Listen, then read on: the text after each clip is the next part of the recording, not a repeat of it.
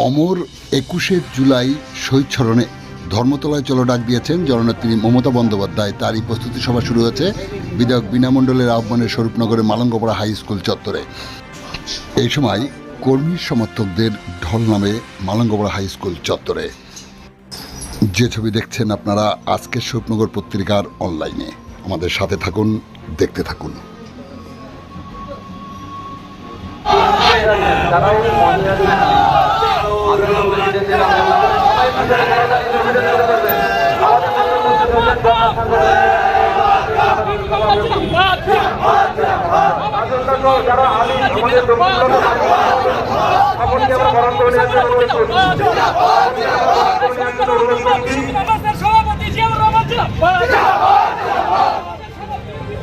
দক্ষিণ বা উত্তর ব্লকে সভাপতি তার নেতৃত্বে বিশাল একটি মিছিল আমাদের মধ্যে উপস্থিত হয়েছে। আমরা স্বরূপনগর বিধানসভা তৃণমূল কংগ্রেসের পক্ষ থেকে জিয়াউর রহমান সহ আনিস গাজী সহ রাজীব শাহ সহ সকলকেই বা বিহারি হাকিপুরের সমস্ত গ্রামসভার সদস্যদের আমরা আন্তরিক ধন্যবাদ কৃতজ্ঞতা জানাচ্ছি। আমরা মঞ্চে এবং সেই সঙ্গে বিহারি হাকিপুরের প্রধান জেসিনা খাতুন সহ কবির ভাই সহ যারা আছেন প্রত্যেককে আমরা স্বরূপনগর বিধানসভা তৃণমূল কংগ্রেসের পক্ষ থেকে অভিনন্দন জানাই। উত্তর ব্লকের সভাপতি মাননীয় জিয়াউর রহমান সাহেবকে বর্তমানের জন্য অনুরোধ করছি। সকলকে বরণ করে নেওয়ার জন্য অনুরোধ করছি।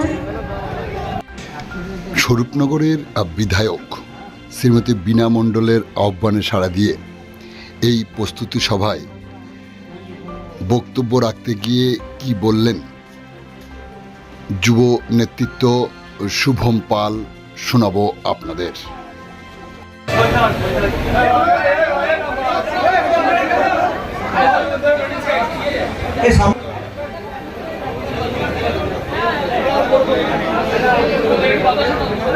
ধন্যবাদ শ্রদ্ধেয় দাদা ইমরানদাকে। মঞ্চে উপস্থিত স্বরূপনগর বিধানসভার তিনবারের বিধায়ক আমাদের নেত্রী বীণা মণ্ডল মহাশয় সহ বনগাঁ সাংগঠনিক জেলার আমাদের সভাপতি বিশ্বজিৎ সহ নির্মল ঘোষ মহাশয়, নান্টু ঘোষ, রমেন কাকু, আমাদের অত্যন্ত শ্রদ্ধেয় স্বরূপনগরের অন্যতম তৃণমূল কংগ্রেসের নেতৃত্ব, এছাড়াও অন্যান্য যে সমস্ত নেতৃত্ব এখানে উপস্থিত আছেন, যুব সভাপতি বনগাঁ সাংগঠনিক জেলা, সমস্ত কর্মাধ্যক্ষ, পঞ্চায়েত সমিতির মেম্বার, গ্রাম পঞ্চায়েত প্রধান, উপপ্রধান, বুথ সভাপতি এবং সামনে উপস্থিত যে সমস্ত কর্মীরা মমতা বন্দ্যোপাধ্যায়ের কথার জন্য রোদ বৃষ্টি বর্ষা সারাক্ষণ তাদের তৃণমূল কংগ্রেসের ঝান্ডা নিয়ে বাড়িতে বাড়িতে গিয়ে ভোট করে তৃণমূল কংগ্রেসের কথা বলে, মমতা বন্দ্যোপাধ্যায়ের কথা বলে, সেই সমস্ত আমাদের দক্ষ সৈনিক, তৃণমূল কংগ্রেসের সৈনিক, সেই সমস্ত সৈনিকদের চরণে আমার নতমস্তকে প্রণাম জানাই।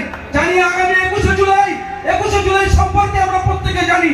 আমাদের দায়িত্ব, আমাদের কর্তব্য আগামী নতুন যে প্রজন্ম, সেই নতুন প্রজন্মের কাছে 21শে জুলাই সম্পর্কে বার্তা পৌঁছে দেওয়া।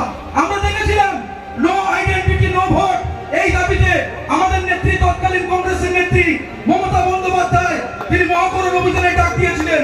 তিনি বলেছিলেন এই বামফ্রন্ট সরকারের যে সমস্ত কমরেডরা রয়েছেন তারা ভুয়ো ভোটার, ভুতুড়ে ভোটার নিয়ে বারবার পশ্চিমবঙ্গের কষ্ট দিয়ে আসছে। মমতা বন্দ্যোপাধ্যায় 1993 সালের 21শে জুলাই মহাকরণ অভিযানে ডাক দিয়েছিলেন।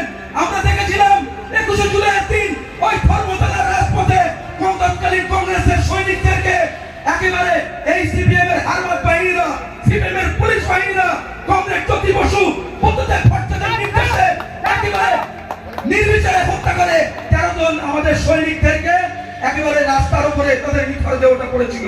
বন্দ্যোপাধ্যায়কে বারবার আক্রমণ করা হয়েছে, মাথা ফাটিয়ে দেওয়া হয়েছে।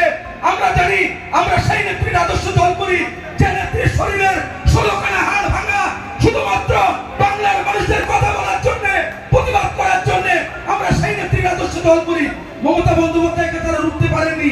তারপর সিঙ্গুর নেতাই নন্দীগ্রাম, সুতপুর, বীরপুর, আনন্দমার্গের সন্ন্যাসীদের হত্যা, ভিখারি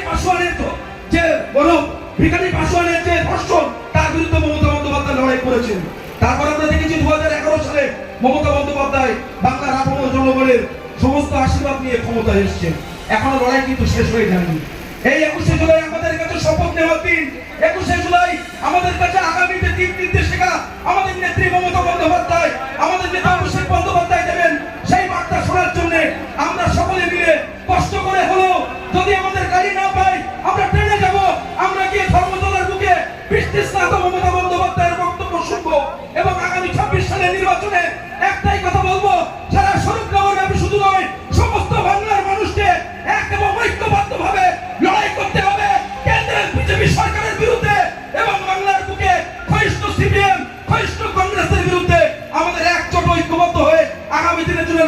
হবে।